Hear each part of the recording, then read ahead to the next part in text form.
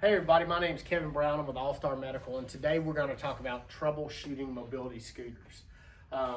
We have a Buzz Around XL four-wheel scooter here today by Golden Technologies. We're going to use this as our example.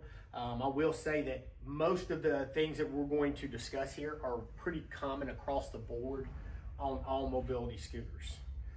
So just keep that in mind. These are little helpful hints to look at. Our first thing that we run across is people are plugging their scooter in, charging it overnight, and they're not realizing that they have decided to go down, say this is not right here, say it's sitting down here. They sit down and they try to drive off with the scooter. So there's 6 beeps. Scooter is not going to go anywhere with the charger actually plugged in, okay? So definitely keep that in mind. The charger has to be unplugged. What I recommend doing in that situation is to turn the scooter off, turn it back on, and then we're going to be able to drive and go back and forth, okay? One of the other things is when you're sitting here and you go to turn the scooter on, is automatically grab the throttle here. And so we're going to show you this as we zoom in a little bit here. I'm going to turn on the throttle. I'm going to turn the key, and then I'm going to squeeze the throttle. You're getting 6 beeps again. Again, this is a common issue where people are just trying to go a little too quick. When you turn this on, let it set for just a second, and then have the throttle ready to go, okay? So keep that in mind. Don't grab the throttle too quick. So those are a couple of little things that you can do there. One of our other common codes that get thrown is a 5-beep code. That comes right here when you actually put this yellow lever, which is back here, and that goes in neutral. You're gonna hear it beep, okay? The reason I can't drive this chair, it's beeping because it's actually in a neutral position where it can be pushed. The motor is not engaged. So what I have to do, I have to turn the unit back off, go right back here, pop this back into drive, okay? It typically has like a D and an N. Drive stands for drive, N stands for neutral. So I've got it in drive.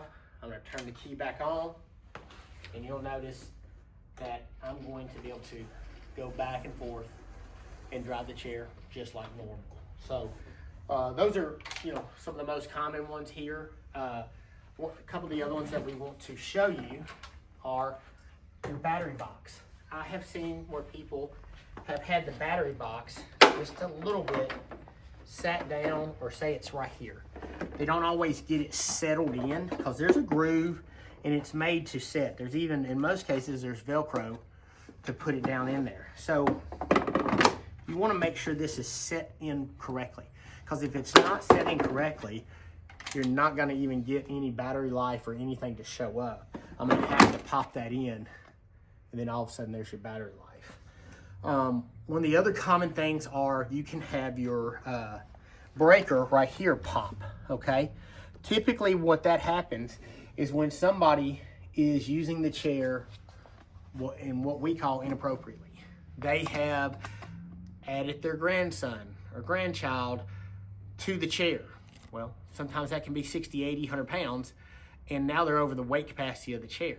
Or they're really close to the weight capacity and they're going up very, very steep hills. And they're putting a lot of drag on that motor. That can cause the breaker to pop. There are a couple fuses on this unit here. One's right there, okay? So it's easy to reach. And the other one is right here. If you're ever not sure, pull the fuse, make sure it hasn't broke. And if you notice that it's broken, you can just replace it. They're pretty common to get at any kind of hardware store or anywhere like that, Walmart, anything. You'll be able to grab these at. So that's definitely a common thing that we see. One of the other things is on this unit. This unit has pins right here, okay? See these pins?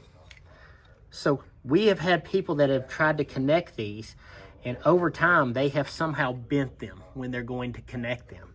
And it's not actually, we're not able to get the chair, this part of the unit hooked back up appropriately. And so it's not connecting right. So that can be a common thing to look at. Not all mobility scooters have those pins the way they connect that way. So this is not always a standard thing on mobility scooters, but there's a lot of them that have that feature. So again, just a couple little things that hopefully help you when it comes to troubleshooting stuff, because these are questions we're going to ask. If you were to call us, we would ask you, hey, tell me about this. Can you check this? Have you done this?